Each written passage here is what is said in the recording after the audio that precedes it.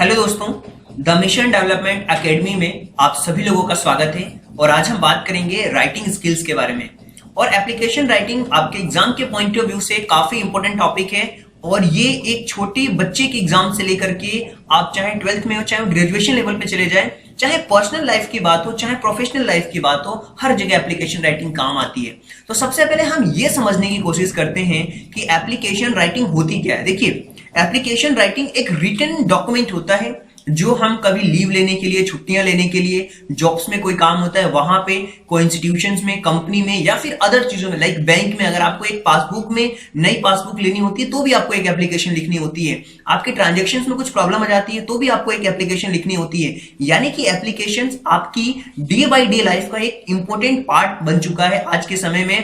तो application writing के format को अगर आपने समझ लिया है तो न सिर्फ आपके एग्जाम के पॉइंट ऑफ व्यू से बल्कि आपकी पर्सनल लाइफ में भी और प्रोफेशनल लाइफ में भी काफी हेल्प करने वाला है एप्लीकेशन राइटिंग। तो चलिए देखते हैं और इसके फॉर्मेट को समझने की कोशिश करते हैं। तो एप्लीकेशन में सबसे इंपॉर्टेंट पार्ट ये होता है कि टू से स्टार्ट होता है और जो रिसीवर होता है उसका नाम लिखते हैं, जो इंस्टीट्यूशन होता है उसका एड्रेस कंप्लीट यहाँ पे लिखना होता है।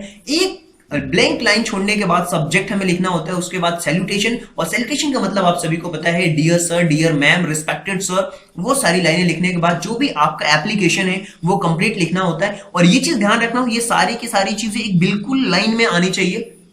और एक लाइन छोड़ने के बाद आप सिग्नेचर लिख सकते हैं, और जो एप्लीकेशन लिख रहा है वो अपना नाम मेंशन कर सकता है, डेट मेंशन कर सकता है, और एड्रेस के साथ साथ कॉन्टेक्ट नंबर भी चाहे तो मेंशन कर सकता है। तो चलिए वन बाय वन करके इन सारी चीजों को हम सीखते हैं और समझने की कोशिश करते हैं। देखिए, रिसीवर का नाम हमें लिखना होता है। यूजुअली हम लिखते हैं अपने एप्लीकेशन के अंदर द प्रिंसिपल, या बैंक मैनेजर अगर बैंक को हम लिख रहे हैं एप्लीकेशन तो। और उसके बाद फिर हमें बारी आती है इंस्टीट्यूशन का नाम, यानी कि जो भी स्कूल हो स्कूल का नाम लिख सकते हैं, जैसे कि द मिशन डेवलपमेंट एकेडमी। अगर आपको हमारे लिए एप्लीकेशन सेंड करनी होगी तो टू लिखेंगे और यहाँ पे लिखेंगे the mission development academy to the teacher, to the principal, to the manager, to the accountant, जिसको भी लिखनी हो वहां पे नेम रिसीवर का, और फिर यहाँ पे इंस्टीट्यूशन का नाम लिखना होता है।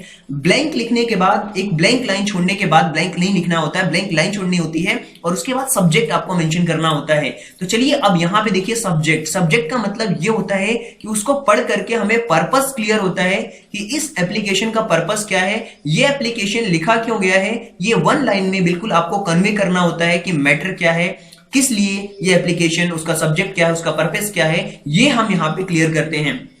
इसके बाद रिस्पेक्टेड सर, मैम, जो भी सैल्यूटेशन है उसको हम मेंशन करते हैं। इसके बाद बारी आती है बॉडी, और उस बॉडी के अंदर हम इंट्रोड्यूस करते हैं जो पर्पस है राइटिंग का, वो हम इसमें बताते हैं कि किस वजह से, डिटेल्ड में पूरा कंप्लीट मैटर जो है हमारा, वो कंप्लीट इस मैटर को बॉडी के अंदर लिखते हैं। इसके बाद बारी आती है सिग्नेचर करने की, तो वहां पे हम योर ओबीडियंटली या फिर योर फेथफुली, योर ट्रूली, सारी चीजें लिखने के बाद अपने नाम को भी हम मेंशन करते हैं। जो भी नाम लिखना होता है उस नाम को हम लिखते हैं। इसके अलावा डेट, और डेट के साथ एड्रेस और कॉन्टेक्ट नंबर भी एप्लीकेशंस में कभी कभी लिखना पड़ सकता है।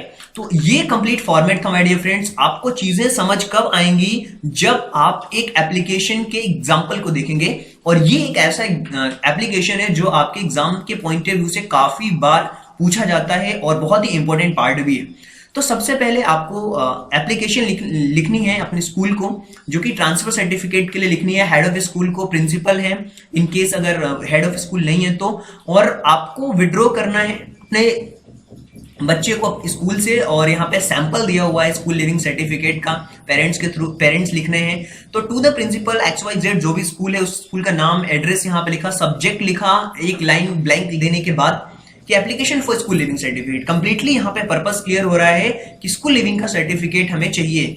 और रिस्पेक्टेड मैम यहाँ पे लिखा है, it is state to immense modesty due to honour that I am a father of 2 daughters studying in your prestigious institution. मेरी 2 बेटियां हैं जो कि आपके स्कूल में पढ़ रही हैं। एल्यो, जो कि 10th क्लास में है, उसका नाम मुस्कान गुप्ता है, where as the 6th standard, और जिसका नाम साक्षी गुप्ता है जो कि 6th स्टैंडर्ड में है। The nature of my job is not static and personal.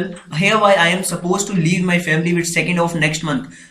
और मैं यहाँ से नेक्स्ट मंथ के 2nd को हम यहाँ से लीव करने वाले हैं, ये छोड़ने वाले हैं, बिकॉज मेरा जॉब का नेचर ही ऐसा है, स्टैटिक नहीं, मैं एक जगह नहीं रह सकता, तो इसलिए मुझे वो सारी चीजें चाहिए। तो it's near by impossible to for me take step forward in my career, leave my family there. Thus I request to you grant your school living certificate. I will highly obliged and thank you.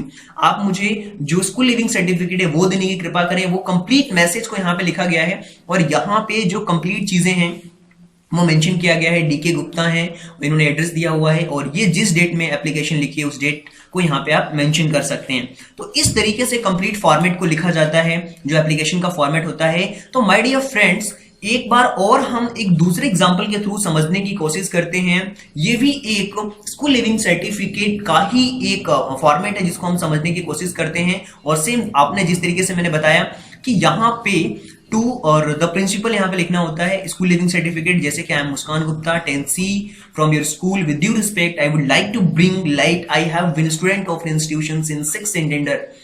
I will never forget how much this school has been given me. I would also like to tell you that the nature of my father job not static. His army personnel, his father is due to.